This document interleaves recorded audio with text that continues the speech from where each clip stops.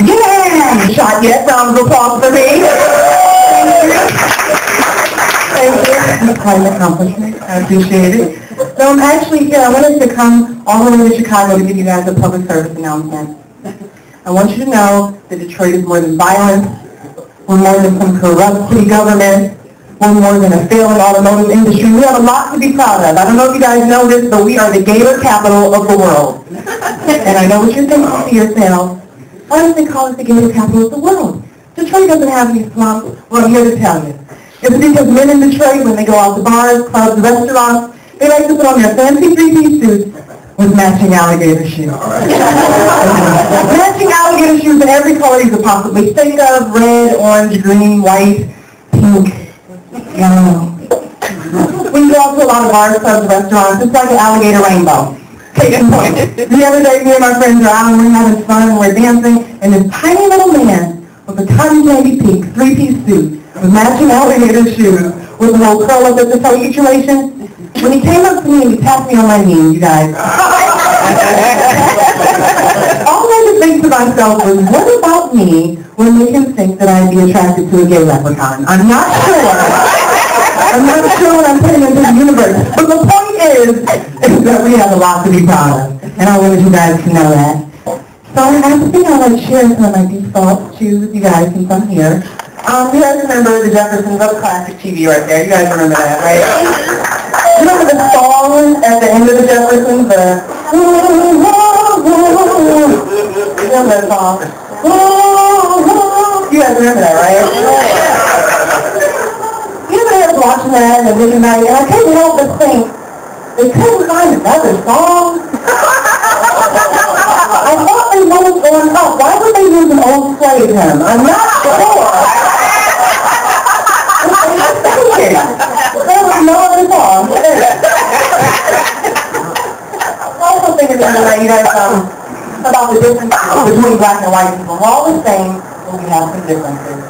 Right? There's a difference between the way black and white people raise their kids. For instance, a little white girl, she'll go up to her parents and she'll say, Mommy, Daddy, when I grow up, I want to be an astronaut. And her response would be something like, Susie, that's fantastic. When you grow up, you can be whatever you want to be. A little black girl could go to her parents and say the same exact thing. Mama, Daddy, when I grow up, I want to be an astronaut. The response would be a little bit different. It'd be something like, that's cool, Shaniqua, but how much they pay? What's the difference between the way we raise our kids? There's also, you guys, the difference between the way white people and black people eat healthy. Like white people go hardcore, you know, they're multi-grains, organic foods, vegetables, fruits. Black people's a little different. If it's a salad, you think it's healthy. They can have the entire bottle of bacon bits, the entire bottle of ranch, every cheese you could possibly think of, but it's a salad, damn it, so it's healthy. As a matter of fact, I have another example for you guys. I was talking to my dad, because my grandmother should be 100 in January, and I was my grandmother is fantastic, and I was telling him, you know, when I live as long as my grandmother, so I'm going to eat healthy. And he said, you know, baby, that's a good idea. He talks like that. He's from Talladega, Alabama. That's a fantastic idea. I'm going to listen to anything. So he heard that cooking with extra virgin olive oil was really good for you. It's really healthy as opposed to cooking with, like, usually cooked with lard. So he went out and purchased some extra virgin olive oil. And he's been cooking everything with it. As a matter of fact, a couple of days ago, he made his neck bones with extra virgin olive oil. And he's been telling everybody he's on an organic diet. So there's a little bit of a difference between the way black and white people eat healthy. Speaking of my parents, I'm a menopause baby. For those of you who don't know what that is, that's when your parents had you really, really, really old. Really old. As a matter of fact, my parents were so old by the time they had me, my mom, my dad, we were all in diapers. My parents were so old, they used to read AARP magazine as bedtime stories. So once upon a time, there was a stroke. And in order to prevent that stroke, you had to take lots of aspirin, sweetie. Wow, Mommy, tell me more! My parents were so old, by the time my mom gave birth to me, there was no afterbirth, just tons of dust. So, they were pretty old. pretty old parents. Speaking of my parents, being from Detroit, the recession was bad everywhere, but it was really bad in Detroit. We like the center of the automotive industry. And my family was no exception. It was the first year that I've ever seen my dad, who happens to be a devout Jehovah's Witness, without a car. It was really sad for me to see that. But I have to tell you guys, it was kind of interesting watching him raise Mormons to people's front doors. It was kind of interesting. Good news. Good news. A couple of months ago, his congregation chipped in and got him a truck, which is wonderful. Round of applause for that. He can't go more than 5 miles, and the tailpipe fell off. But hey, he's back on 4 wheels. So good for my dad. What else do I want to talk to you guys about since I'm here? Dating. Dating is really difficult. It really is. It's really difficult. Like, every time I get a compliment from a guy that I'm dating, it's always followed with the same question. It never fails. It's always like, oh, Sam, you're so cute. Can't below $20. It's like, really? Seriously? Like, am I attractive because I resemble an ATM or something? Like, what's up with that? What's up with that? No, but seriously, guys, dating is hard. And I think it's because men are hypocrites. I'm serious. I'm sorry, guys. It's true, though. A guy will be like, sure, I cheated on you with 20 women and had 10 kids and 6 STDs, but then you let another man buy you a drink. Guess what? It's like, really? He got me a shot. It wasn't even on the rocks, I swear. No, but like, no, it's true. Men do terrible things, but women do terrible things too. We do horrible things to you guys all the time. We really do. Like, no, we don't. We allow them to even talk to us. That's terrible. That's a terrible thing to do. No, but women do bad things, just like men do. We cheat, just like men cheat. As a matter of fact, we're probably better at it. Yeah. I can never be a good cheater, though, because when I lie, I get, like, really awkward body language. I kind of don't know where to look. Basically, I'm like the governor of New York. I'm kind of all over the place. I swear I didn't cheat. That was terrible.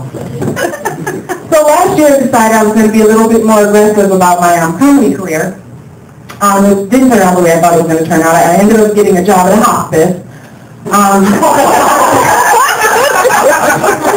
don't know if you guys know this, but dying people don't laugh a lot.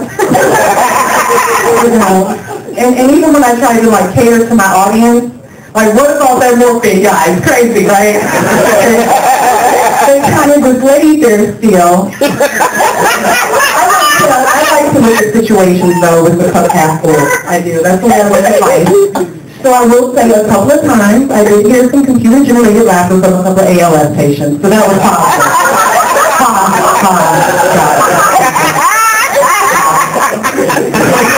That was positive. No, but having older parents and who are also religious, it kind of makes you a late bloomer. I was a pretty late bloomer. I actually just started dating last year. I'm 29, so yeah. And they finally told me where babies come from. And guys, I am amazed, I am in awe, seriously, about nature and the fact that a stork can always find the right house to drop you off at. Amazing. I can't believe it. Now, it really is, it's hard for me to go out and meet guys that I'm compatible with. A case in point, the last time I was here, my friends, we were out celebrating my friend's birthday, who happened to be here. And when we got off the car, they said, Sam's here, let's go out. And we said, let's go out. We were so excited to be here. They said, let's go to a country western bar. We said, okay. They have alcohol, right? So in the middle of this country western bar, I stood and amidst like tons of do-si-do and whatever it was, what they were doing. This guy with like a 10-gallon cowboy hat, a denim shirt that was tucked into his Wrangler jeans, that was tucked into his 4-inch cowboy boots. He approached me, he asked me for my number. Call me pity, you guys. I couldn't give my number to a guy whose jeans happened to be a little bit tighter than mine. Call me cynical, but I'm not that comfortable talking to a guy who's more likely than myself to have a yeast infection.